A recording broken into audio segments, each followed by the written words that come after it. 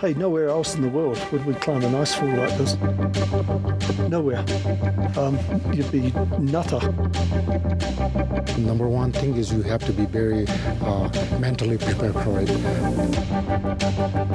Welcome to Nepal. Thank you so much. Climb the Mount Everest, right? That's where I'm going. The Sherpas regarded as a very sacred fountain. This monastery was built in the 16th century. At that time, this monastery was already destroyed once by the Everest. I've never been to this country before. I've never been to the Kumu Valley. I've never been to Mount Everest. It's not about this mountain. It's about you guys. Becoming a mountain guide, it's not easy. I want to say, all girls, you should come and you can follow your dream. To camp tour, it looks okay, and after that, I'll let you know. What piece of advice would you give someone? If you want to climb the mountain and go back to your home, just prepare for it before you come here. Be scared and be intimidated and be humble. There's a lot of crevasse, open crevasse. I came to Nepal on a quest to explore this captivating country and to honor a childhood promise. But I leave with so much more. What's up, everybody? This is Fred Rachani. We have right here via Zoom a very special guest, a returning guest. He is an adventurer, an explorer, a fantastic filmmaker who's immersing himself in technology. Oh, and by the way, he also climbed Mount Everest, filmed it, and lived to tell about it. We are talking to the fantastic filmmaker behind the Quest series, Alex Harz. Alex, thank you so much for joining us. How's everything going? Man, very good, Fred. And I greatly appreciate you taking the time and talking to me, and it's always good to see your face. Likewise, my friend, and it's great to see you alive and well and healthy. You were diving back into Mount Everest this time in series format. For people who aren't familiar with you, you did release, of course, The Quest Nepal, which was a critically acclaimed documentary. Now you're converting that into a series called The Quest Everest. You also have The Quest Everest VR. Yeah, The Quest Nepal, I spent 63 days in Nepal filming that. And of course, we climbed Mount Everest in conjunction with that as well. However, it was mainly about the culture, the history, the backstory, also the religion and the Civil War and that kind of stuff that people don't really get to hear about much in the West as it relates to Nepal. So, now most people, if they think of anything about Nepal or even know where it is, they think, okay, well, Doctor Strange from the Marvel movies because running through Kathmandu. And of course, Mount Everest since 1953 when it was first climbed, kind of put Nepal on the international map. And then we kind of also drifted on into now getting into a deep comprehensive, dual format about Mount Everest itself. So the brand new documentary, 2D documentary that's out on Apple TV, and you can also watch it, on Fandango, and you can watch it on Amazon Prime and so on, is a 97-minute documentary about Mount Everest and about the stories that you normally wouldn't see as it relates to Everest content, from getting the permits, from the, talking about the trash removal and the history and the economics and these kind of things. So it's a very comprehensive film about Mount Everest. And then, of course, like you talked about, I'm back and alive to talk about it. Well, because I also went up there and climbed Mount Everest and filmed the whole thing in virtual reality. So as of right now, I'm the only person that has a first-person virtual reality set of Mount Everest. And that film is called Quest Everest VR. That is also out. And both of those productions, you can see, different links and information and photos about it at thequesteverest.com. What was actually harder to plan for? Climbing the mountain or making sure you had all the equipment? Gosh, that's funny because they're totally two different things, and you're absolutely right. So the question is, which one's harder? Well, I mean, the planning for the mountain is, you have to get all the story content that you want to shoot put together in pre-production before you go, and then training 2 to 3 hours a day, every day, 7 days a week. I did that for a calendar year before I left in Nepal because I wanted to make sure that if there's one thing that wasn't going to be a limiting factor, because there's a lot of uncontrollable variables that can keep you from successfully summiting the mountain, the one thing I didn't want to limit me was my physical preparation. So when I went to Nepal to climb Everest, I was actually in the best shape of my life, better than when I played Division I college soccer. So, I made sure that that preparation was good.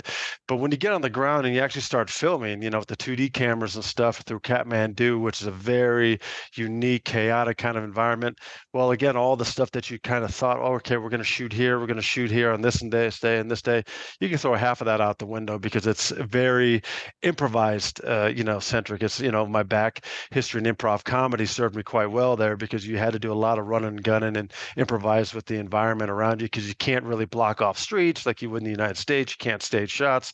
You can't green screen any of this kind of stuff. So, a lot of that was, very difficult to say the least. And then as you got higher and went towards Everest, it only became more difficult. So which was harder? Well, I mean, the hardest thing I've ever physically done in my life was climb Everest. Same thing goes. The hardest thing I've ever filmed and produced in my life was climbing Mount Everest. So, I guess it's kind of a toss-up. You maybe when you watch the movies, you can kind of relate to, the audience might be able to relate to, you know what, I don't think I'd want to do this if I'm a film guy or if I'm an athlete or if I'm someone that wants to go to Everest. Maybe I wouldn't want to cross the ice fall or try to, walk across an 18-inch knife edge ridge. So we'll let the audience decide on maybe what's harder. This is kind of like a nerdy question. I mean, was there any fail safes you had to prepare in case that the equipment failed? Because you are climbing up, it is getting colder and colder, and obviously your health could fail, but also the equipment you have around you. Yeah, absolutely right. We had batteries that froze. We had camera lenses that would freeze up or fog up. We had, for example, a base camp when we were trying to dump footage from previous days' climbs or from around the area that we had to drop off on the hard drives. Well, if there's no sun, then the solar panels didn't work. So our batteries that were, dependent on charging our computers and camera batteries and stuff, so we were constantly struggling with the elements. So yeah, I mean, the fail safes were just redundancy. We had, 7 2D cameras, going up to Everest, and we had the virtual reality camera, but the redundancies that we could only kind of put in were what we were filming that day, how many battery packs, how many memory cards. But then once you were actually filming, we were just hoping that it worked. So keeping the camera in a 40-degree down, suit to keep it close to your chest, to keep it, from freezing over, or keep it in your sleeping bag at night down by your feet, along with a hot bottle of water. So, your batteries would try to have the maximum amount of life and that your camera would operate.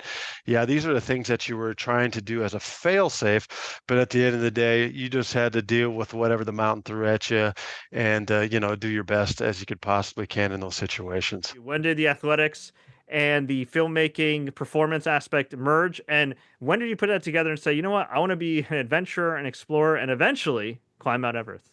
Yeah, that's an awesome question. And we talk about it a little bit in the 97-minute The Quest to Everest documentary because of the gap between those two worlds was huge. So it originally started when I was 14 years old. I came from a lengthy soccer practice. I played high-level soccer, every day, pretty much throughout a calendar year almost. And I came back from a long practice, and I was sitting on my couch, eating some Doritos, drinking some Mountain Dew, probably the worst thing to take in after a 2-hour soccer practice. But at that age, you're burning it off and you didn't know any better. And I'm sitting on the floor on my couch and I'm watching something about Mount Everest. And that time I was living in Omaha, Nebraska, in the flat lands of Omaha, so it couldn't be farther from mountains or anything that had to do with mountaineering. But I saw something about Everest and I told myself, you know what? One day I'm going to climb that mountain out of sight, out of mind, many years. I'm sitting on my couch in Denver, Colorado, and I'm watching random daytime television, absolutely nothing to do with Mount Everest. I don't even know what it was. It was so mindless. But for some reason, that recollection of me being a 14-year-old kid sitting on my couch in Omaha, Nebraska popped back in my head, and that little promise I gave myself that you're going to climb Mount Everest one day popped back in my head. The next day I said, okay, if I can't keep a promise to myself, how can I honor my commitments to anyone else? And so I started that long process, not knowing anything about mountaineering or what to do. Even though I was living in Colorado, I was doing traditional sports. Yeah, I would snowboard and ski, but I wasn't rock climbing. I wasn't mountaineering. Wasn't climbing any of the 14ers that are out here, which are the 54 peaks above 14,000 feet. But then I started off with snowboarding gear on, trying to climb a 14er in the middle of January, post holing up to my chest, have no idea what I'm doing, sweating my butt off, trying to get to the summit. Ultimately, I did, but man, it was miserable. And then I did a couple more of those, and then I realized, I like I'd get more serious about the formal side of things. And so I got into the mountaineering classes, rock climbing classes, wilderness survival, and all the different things that you need to know to go to these big mountains. And then that process of climbing bigger mountains, going to Argentina, climb the highest mountain in South America, going to Alaska and climb the highest mountain in North America, Denali. And actually that light bulb moment of blending my film and my athleticism and my dream really happened on the summit of Denali. I'm standing there about 11:30 at night, just me and my climbing partner, looking out over the beautiful Alaska range under that perpetual, endless Alaska summer that takes place during that time of the year. And I thought to myself, as beautiful as this view is, I can't just do this for the sole purpose of achieving a dream, risking my life, taking all this time, all the money and effort it takes to make this happen. I have to do something bigger with it, and said, okay, why not take my filmmaking experience? Why not take my international business background experience? And let's try to make, something about this a little bit bigger through the story of a lens, because I knew that 99% of the world will never have a chance to go climb Mount Everest or have the interest in doing something like that. So why don't I take them along with them to Nepal and start this process of this ongoing documentary series and to make Mount Everest the feature point of the first films of these series. Were there people in your life, close to you that were like, hey, Alex, like, what are you doing? Like, you're an actor. Yeah, they were shocked because right before I had started the quest, I had an improv comedy radio show here in Denver, Colorado, which was the first live improv comedy radio show in the world, where people would call in after the Denver Bronco games or send a Instagram post, Facebook post, or whatever, and then we'd act it live over the air, kind of like Whose Line Is It Anyway? We had 24 different comedians that were part of the show, and we had a producer out of soundboard, and he would try to put us in those environments, live over the air. And when I told the radio station that I'm going to start doing the quest and I'm going to go, to Nepal to film, Mount Everest and the story of the Nepali people and all this kind of stuff, they said, what? You're a comedian. What are you talking about? So they offered me another hour. I had a 1 hour show. They said, we'll give you another hour. Why don't we make it a 2 hour show? I said, look, I'm not quitting this for any other reason but the fact that I won't have the time in order to give both projects justice. My fellow comedians and the sponsors and the radio station, all that it takes to do that show. And then, of course, training 2 to 3 hours a day, putting together a film production, and then ultimately going to Nepal. So yeah, that's what I was doing before that. And people thought I was insane, because when I'd go down to the improv shows I was doing in theaters or go to my radio station to do the weekly radio show, everyone was like, what? You're going to try to climb Mount Everest and you're going to film a story about it? And then later on, when I decided to film it in VR as well, they're like, you must be insane. And so, yeah, there was a lot of people that either thought I was nuts, a few that tried to talk me out of it, like close family. But then there were others that also said, you know what, go for it. Why not? I'd imagine it was tough to balance that out, right? When you were training, when you were exploring, like, this is great. But then there's also the part of you like, yeah, obviously you want to make money out of this. That's your passion. But you're also like, man, like, I really have this creative itch that I need to scratch right now. That's exactly right. And, my body was telling me everything to not do that, because I ended up losing 27 pounds of muscle mass after Everest and had permanent nerve damage in all 10 of my toes. And, that's not a good thing. But on the same token, I'm not playing college soccer anymore. So I don't need to be that tactile with my toes anymore. And B, I got an advantage when if I stub a wall, I don't feel it. So that's great. And it's 3 feet from my heart. So I'll live, so as long as I can continue to create and continue to do these things, that satisfy that itch, like you said, at the end of the day, I can't complain. I'm humbly honored to have come back with 63 hours of 2D and VR content, and ultimately speaking, no less for wear, so I can continue to fill these itches and go on and do more quests and maybe some other projects that come down my alley that I have no idea even about yet at this day and time. So yeah. For sure. And not to be ageist to anybody who's older than us that would want to climb Mount Everest, but I would imagine you also wanted to get ahead of this project and do all your exploration now while you still have your youth, while you still have your muscle and everything else, because it's much harder. So I would imagine down the road, acting, filmmaking, other aspects is still on the table for you. Yeah, absolutely right. And that's exactly why we did this one first. The Quest is an ongoing documentary series, to take global audiences to these remote, rarely seen places around the world and take them on these educational thrill rides that they normally wouldn't experience themselves. And I knew that if I did Everest first, it kind of solved a couple things. It would give me the chance to honor that childhood commitment that I made to myself. Secondly, if I were able to be successful on Mount Everest on the VR side of things and then on the 2D side of things and be able to present those stories to the world, I knew that I had a CV and a use case scenario that could be replicated. Now I'm pretty confident anywhere else that we go to shoot additional Quest productions, we can pull those off because we filmed on arguably the hardest, environment that you can imagine in order to film these productions initially. So it's no longer, oh, well, sounds great, but can you actually pull it off? Well, now we have that proof of concept in the bag. We have, several films to show for it. Now going forward, I think it's going to make it a lot easier. And also for any kind of other, production gigs that come along the way, people no longer have to question whether or not you can stick me in this environment and whether or not it's going to work, because I think I can kind of shut down any of those kind of reservations given what has been done. Did you have like a handshake deal in place with any distributor? Were they like, hey, man, if you're alive, we'll distribute this? Or did you kind of go into it blind thinking, all right, well, let's hope for the best? A little bit of both, because ironically, when I was talking to Nat Geo and these other guys, before we went about the concept, they all to the T loved it. But the problem was that they said, look, you're going to climb Mount Everest. You're going to host this. You're also going to carry a camera to film some of this yourself.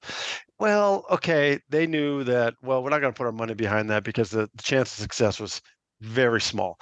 And I get that because, it's show business, not show philanthropy.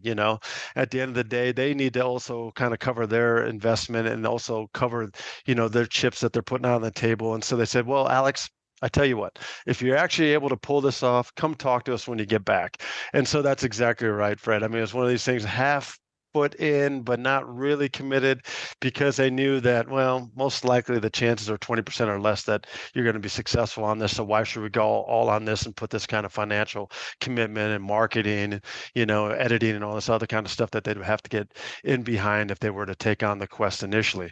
But now that it's all said and done, now that we finished those productions, now that we have something to show and the distributors are like, yeah, we think it's fantastic. Now it's a different story potentially for the next one that we're going to shoot, which is going to be this year in Africa. Can you just kind of give filmmakers and aspiring filmmakers an understanding of VR and just how it can be used in conjunction with 2D? Because I feel like there's a misconception, not just that the technology is behind the time or not there yet, but also the fact that it's tough to do both 2D and 3D. It absolutely is hard because, again, you have to change the mindset of how you film something, right? For example, in 2D, you can hide everything behind the camera. You can have your crew back there, you can have the lights back there, you can have the actors, you can even be in a location that's not even depicted what's in front of the camera, right? You can't do that in VR, or at least on VR 360. So, the camera doesn't lie. If someone just turns their head around, they can see exactly what's behind. If they look up, down, left, right, you're fully immersed in the environment. You can't cheat that like you can in 2D. So the mindset of how you set up a shot is completely different. Now you can try to tell the story the same, meaning the content, but also you can't punch in on close-up shots. You can't do wide shots. You can't do all the different camera angles that you would do what you would do in 2D, and you can't guide an audience down on rails like you would in 2D on a roller coaster or right down a path where the director has taken, the audience to the story that they want to see, and they're guiding them specifically down a path. You can't do that in VR because you can't stop somebody from saying, hey, I want to look at that bird over there, or I want to look at Alex's feet as he's walking across the crevasse, when the story's maybe talking more about an avalanche that's coming off the west shoulder of Everest.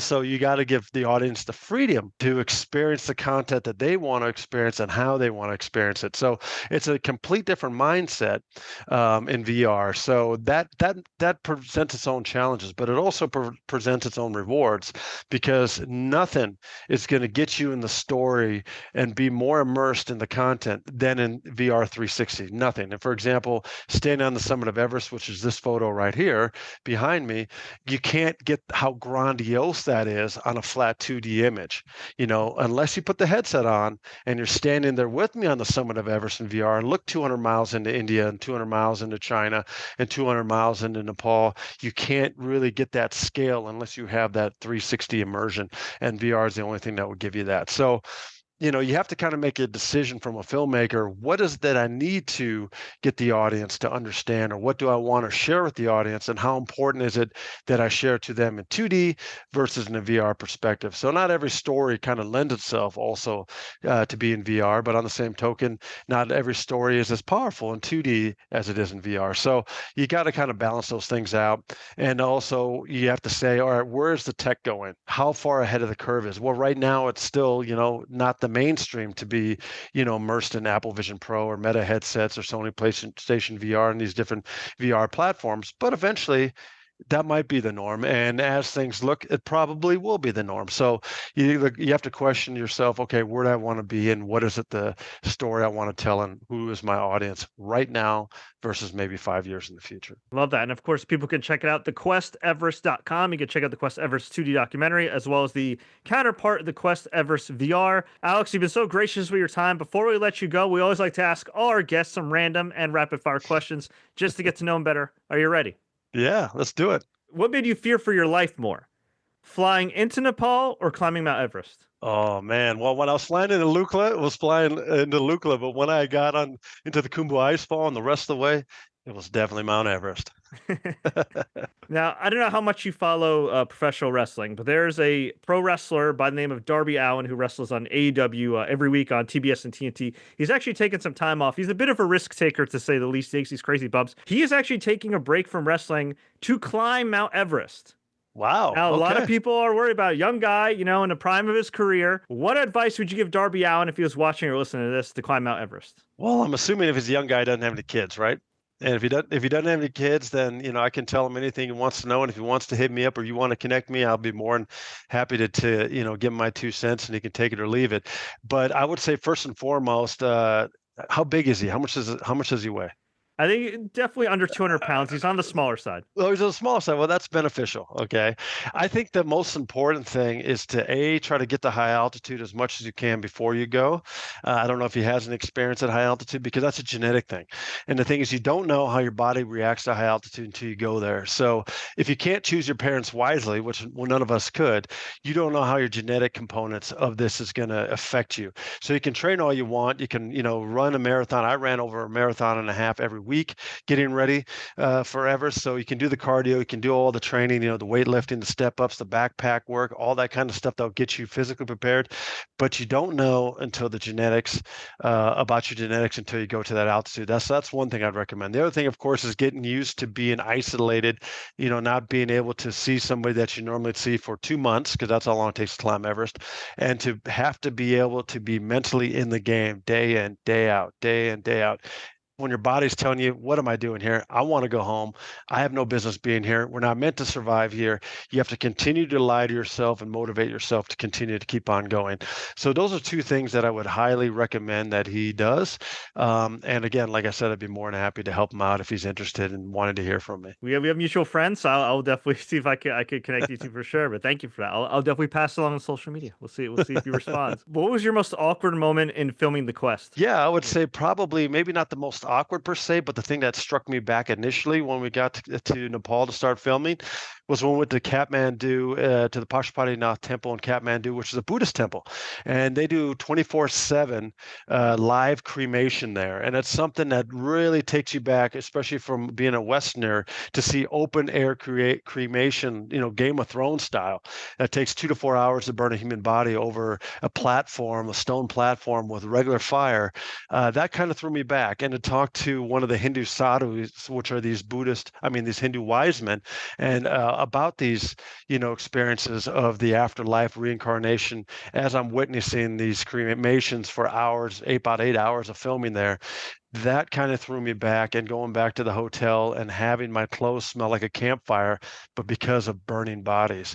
So yeah, that was pretty awkward to say the least, and it kind of humbles you pretty quick. And then everything thereafter, kind of kept me grounded for what I was going to experience next, which I had no idea what that was going to be in many cases. Where you're at, man, that's a pretty spiritual place too. So not to go too deep into faith and anything like that, but when you were climbing that mountain and you had to dig deep and everything else, did you look to faith? Did you look to the universe, self-belief and endurance? What kept you going? It was a combination of all those things, and the guy that I was climbing the mountain with most of the time was also the first person that picked me up in Kathmandu at the airport was Tashi Sherpa.